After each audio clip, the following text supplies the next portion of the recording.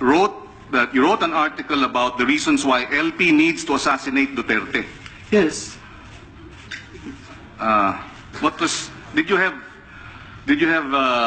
That's an opinion, right? Yes, it is. But thinking you had no facts to buttress that opinion? Mr. Senator. Because that is a serious statement. Yes. Thinking Pinoy, sir, is a political... So are there facts? Were there facts? Did you provide facts for you to be able to somehow conclude that the LP needs to assassinate President Duterte? Actually, sir, I can answer that if you'll just let me talk. Actually, sir, I can answer that if you'll just let me talk. It's the motherfucking Eagle Double G. Snoop Dogg! Two viral articles. How many articles have you had since the start of the Duterte administration? Every day?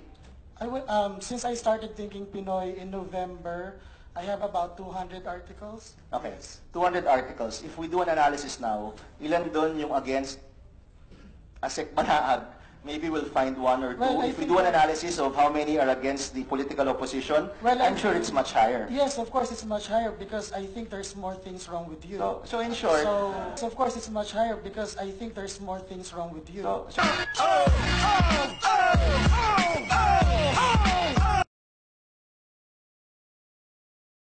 For that matter, just going back to that photo kay Senator Dilima, would you at least apologize to the senator for that? No sir, masaya po kami nakadetain siya.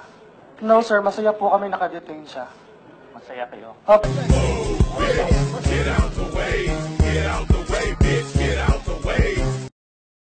But I would have wanted to raise, Madam Chair, among others, the point that fake news also can lead to threats. And secondly, Madam Chair, just to go back to the photo that was projected earlier, if this had been done by mainstream media, by now, nag-kick in na yung internal ombudsman mechanisms nila. What bloggers like Mr. Nieto did is a demonstration that they want the stature of mainstream media without similar limitations. I am very disturbed, Madam Chair, that a resource person invited by the Senate has disrespected a member of the Senate and right at her place of work to post such posts and then to post such posts and to share them, gloating over the continuing misfortune of a person. And I seek the good chair's support to somehow make it right to our colleague, Senator Laila, and to her staff, who were disrespected in this way last night. Thank you, Madam Chair. So as to the question on whether I should be nicer to people on my personal blog, I do not think so. I mean, honestly, Madam Chair, I have criticized you several times before, but it was in the intent of telling you how you should act based on my opinion. You don't have to listen to it.